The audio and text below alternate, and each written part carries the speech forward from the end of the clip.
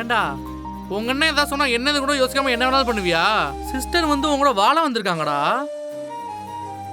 ஆனா நீ எப்போதுமே உங்க அண்ணங்க பேச்ச மட்டும் கேட்டுக்கிட்டு சிஸ்டருக்கு கஷ்டம் மட்டும் தான் கொடுத்துக்கிட்டு இருக்க. இங்க பாரு, சிஸ்டர் இருக்கும்போது உன்னால எப்பரா பூனா கூட போய் நிச்சயதார்த்தம் பண்ண முடிஞ்சுச்சு? ஏய் மாப்பிள்ள, என்னால அந்த நேரத்தில் அண்ணனை மாரி எதுவும் பண்ண முடியலடா. சும்மா ஏதாவது சொல்லிட்டு இருக்காரா? சும்மா இதை பண்ண முடியல அதை பண்ண முடியலன்ட்டு. நீ என்ன குழந்தையா? உங்க அண்ணன் சொன்னாங்கன்னா உன் மண்டையில மூளை இல்ல, புத்தி இல்லை உனக்கு? அன்னைக்கு நீ டைவர்ஸ் பேப்பர்ல எழுத்து போட்டதுல வந்து உன் மேல நான் செம்ம கோவத்துல இருக்கேன். ஆனா நீ என்னடானா இன்னைக்கு நிச்சயதார்த்தம் வரைக்கும் போயிட்டு வந்திருக்க? உன் ஃப்ரெண்டு எனக்கே கோவம் வருதுன்னா சிஸ்டருக்கு எப்படி கோவம் வரும்? டேய், இதுவரை சிஸ்டருக்கு நீ என்னடா பண்ணிருக்க? அவங்க வீட்டை விட்டு வெளியே போகும்போது பேசாம நின்ன, அப்புறம் டைவர்ஸ் பேப்பர்ல எழுத்து போட்டிருக்க. இப்போ என்னடானா பூனா கூட நிச்சயம் பண்றதுக்கு ரெடி ஆயிட்ட. டேய், எந்த பொண்ணோட கோவம் வராம இருக்கும்? என்ன கேட்டா சிஸ்டர் கோவம் நியாயமானதுதான். இந்த இடத்துல மட்டும் வேற ஒரு பொண்ணு இருந்துச்சுன்னு வச்சுக்க, டைவர்ஸ் பேப்பர்ல கையெழுத்து போட்டதுக்கு உன்னை வேணான்னு சொல்லிட்டு போயிட்டு போலீஸ் ஸ்டேஷன்ல கம்பெனி வச்சிருக்குண்டா. இங்க பாரு, என்ன சோகமாயிட்ட இல்ல சோகமா நடிக்கிறியா? சிஸ்டர் ஆல்ரெடி உன் மேல ரொம்ப கோவத்துல இருக்காங்க. இதுக்கப்புறம் உங்க அண்ணன் சொன்னாங்க அவங்க சொன்னாங்கன்னு சொல்லி ஏதாவது ஒன்று பண்ணி சிஸ்டர் கோவப்படதான் பாத்துக்க. அது ஓகேடா. இப்போ இந்துவை எப்படிடா சமாதானப்படுத்துறது?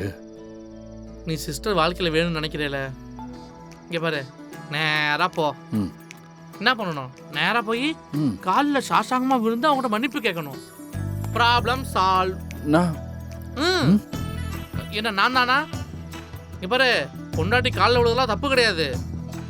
என் சிஸ்டர்லாம் உனக்கு பொண்டாட்டியா கிடைச்சதுக்கு நீ கோடி புண்ணியம் பண்ணணும். அப்புறம் மிஸ் பண்ணிடாத.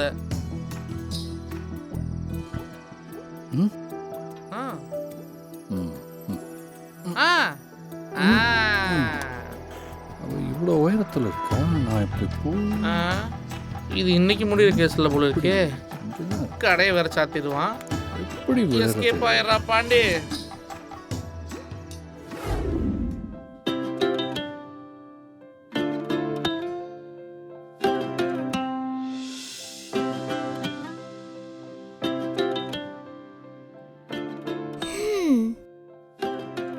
என்ன மாமா தூங்கிட்டு இருக்கியா? இதோ வர. தூங்குறப்ப கூட கியூட்டா இருக்க மாமா.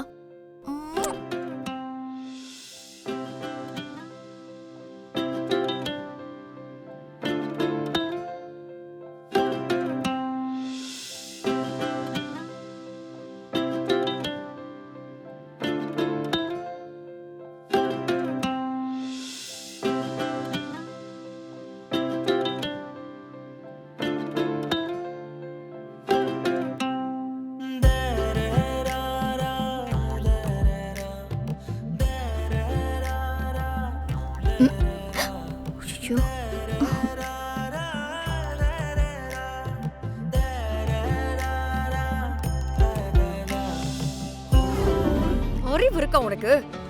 யார கேட்டு நீங்க வந்த? இரு முதல்ல. எதுக்கு கத்துற? எதுக்கு கத்துறேனா? நீ எதுக்கு அவர் மேல கைய போட்டு அவர் பக்கத்துல போய் படுக்கிற? இன்னும் 6 மாசம் கழிச்சு நானும் கர்ணா மாமாவும் இப்படிதானே இருக்க போறோம். அதனாலதான் அவர் பக்கத்துல போய் படுத்த. நீ அதுக்கு எதுக்கு இப்படி குதிக்கிற?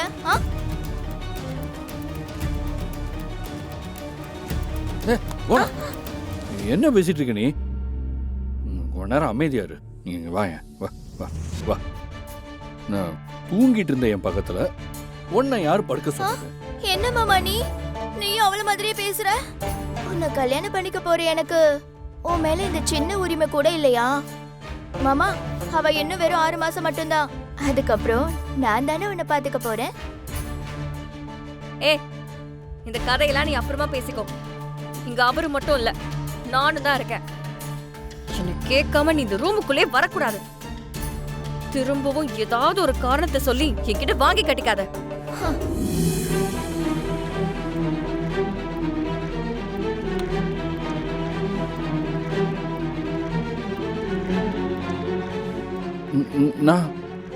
நான் சொல்றத கேள இந்து.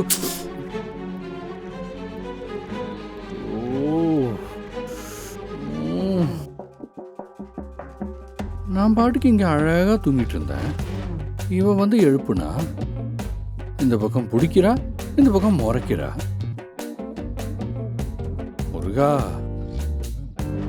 நீ எல்லாம் எப்படி சமாளிக்கிறேன்னே தெரியல. ஹம்.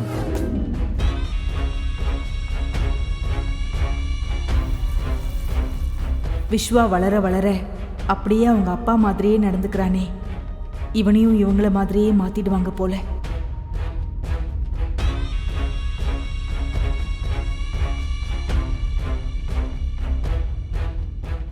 ஏய் ஒரே போ கிளம்பணுமா? கிளம்பலாம்ப்பா. வா சாமி கொண்டு போகலாம்.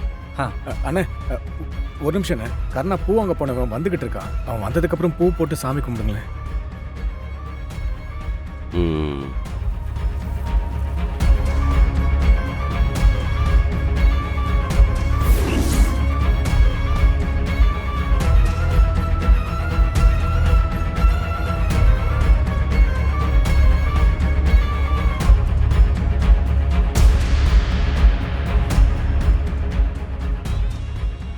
ஏந்தி வா அண்ணே. கர்ணா பூ வாங்க தானே போயிருக்கான். ஒரு விஷயத்தை கவனிச்சிய, அவன் நம்ம வீட்டுக்கு பூ வாங்கினாலும் அவன் பொண்டாட்டிக்கே பூ வாங்கினாலும் நம்ம சம்மந்தம் இல்லாமல் வாங்க முடியாதுல்ல? ஆமாண்ணே, கர்ணா நம்ம வீட்டு வளர்ப்பு இல்லையா? ஏன்னா அவனுக்கு நம்மளை மீறி எதுவும் பண்ண தெரியாதுண்ணே, பண்ணவும் மாட்டான். அவனுக்கு எப்பவுமே நாம என்ன சொல்றோமோ அதுதானே வேத வாக்கு. ஆமாண்ணே, கர்ணா நம்ம வீட்டு வளர்ப்பு இல்லையா? ஏன்னா அவனுக்கு நம்மளை மீறி எதுவும் பண்ண தெரியாதுண்ணே, பண்ணவும் மாட்டான். அவனுக்கு எப்பவுமே நாம என்ன சொல்றோமோ அதுதானே வேத வாக்கு. இந்த வீட்டுக்கு புதுசா வந்த சில பேருக்கு புரியல போல இருக்கு. இது தெரியாம இந்த வீட்டில் சில பேர் வாய்க்கிரிய வசனமெல்லாம் பேசி சவால் விட்டு திரிகிறாங்க. ஆமாண்ணே, எனக்கும் அவங்கள பார்க்குறப்போ பரிதாபமா இருந்தாலும் வாய் கொஞ்சம் ஓவரா தானே இருக்கு. அதனால நல்லா அனுபவிக்கிட்டோம். ஆமாண்டா, இந்த 6 மாச கெடுவுல அவங்களால என்ன பண்ண முடியும்? கெடு முடிஞ்சு தோத்ததுக்கு அப்புறம் அவங்க என்னதான் பண்ணுவாங்க? அண்ணே, எனக்கு என்னமோ இவங்க எதிர்த்து நிக்கிறது யாருன்னு தெரியாம உங்க பவர் என்னன்னு புரியாம வீணா சவால் விட்டாங்களோன்னு தோணுது. அப்பா, நீங்க வேணா பாருங்க, இன்னும் 6 மாசத்துக்கு அப்புறம் உங்க காலை பிடிச்சி கெஞ்சுவாங்க. அது இல்லாம வேற என்ன பண்ண முடியும் அவங்களால?